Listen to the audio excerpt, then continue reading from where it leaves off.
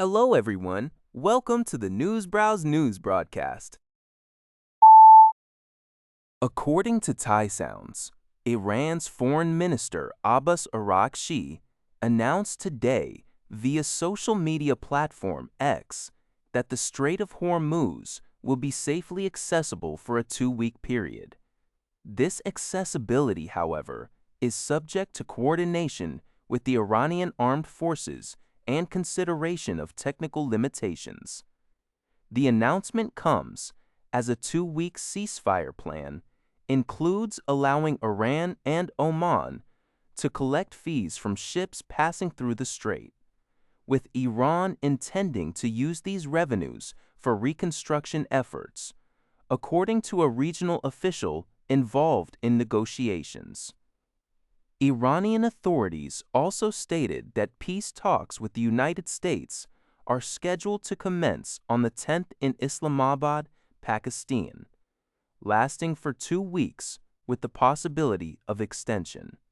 Furthermore, Tehran has unveiled a 10-point peace proposal demanding Washington accept Iran's continued control of the Strait of Hormuz, recognize its right to uranium enrichment, and lift all direct and indirect sanctions.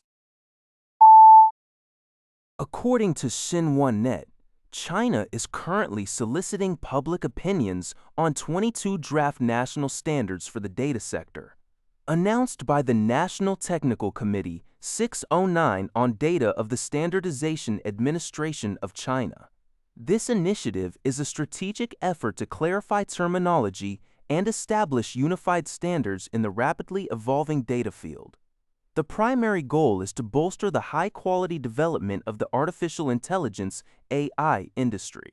These proposed standards will define key terms like token, data value, and data asset, and are designed to support various activities within the data sector, including teaching, research, production, and business exchanges.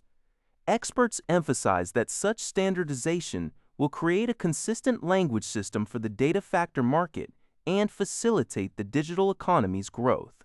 Liu Lihong, head of the National Data Administration, highlighted the rapid growth of China's AI, noting that average daily token calls surged over 1,000 times from early 2024 to March this year, exceeding 140 trillion.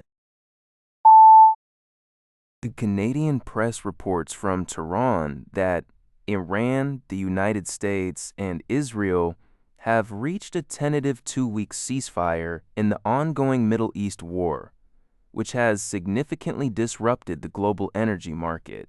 U.S. President Donald Trump, who had previously issued dire threats against Iran, has reportedly pulled back from his more aggressive rhetoric.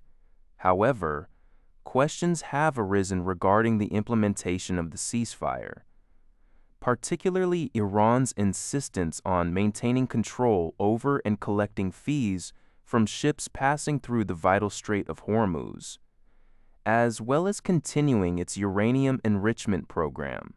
Israel has publicly supported the U.S.-Iran ceasefire, but clarified that it does not extend to ongoing hostilities against Hezbollah in Lebanon, where fighting reportedly continued even after the ceasefire announcement. Pakistan acted as a key mediator with Prime Minister Shehbaz Sharif and Gen. Asim Munir urging diplomacy to extend previous deadlines set by Trump. Despite the ceasefire, Iranian forces launched fresh attacks on Gulf Arab states and Israel shortly after the announcement. The conflict has resulted in significant casualties, with over 1,900 deaths in Iran, 1,500 in Lebanon, 11 Israeli soldiers, more than 24 in Gulf Arab states and the occupied West Bank, and 13 U.S. service members killed. According to Lanha Zabab, the U.S. President Donald Trump announced that the United States would help ease traffic congestion in the Strait of Hormuz. This declaration came 2 weeks after he announced a pause in bombing and attacking Iran. In a Truth Social post on Wednesday, April 8th, Trump stated, "Today is a great day for world peace. Iran desires this day. They have had enough. Other countries have also had enough." He further added, "The United States of America will assist in easing traffic in the Strait of Hormuz. Many good things will happen. Money will flow in. Iran can begin the rebuilding process. We will load all kinds of supplies, standing by nearby, to ensure everything goes smoothly." Trump expressed confidence that everything will go smoothly, suggesting it could be the golden age of the Middle East. Earlier, on April 7, Trump had issued an ultimatum to Iran to reach an agreement or open the Strait of Hormuz by 8 p.m. ET that day, threatening that an entire civilization will perish tonight, never to recover. However, as the deadline approached, he announced a 2-week halt to negotiations. Iran's Foreign Minister, Arakchi, later confirmed in a statement on early April 8 that the Strait of Hormuz would be open for 2 weeks, with Tehran ceasing retaliation and ensuring safe passage. South Korean Trade Minister Ye Hon-koo emphasized the critical need to strengthen economic partnership between South Korea and the European Union to jointly address pressing global challenges.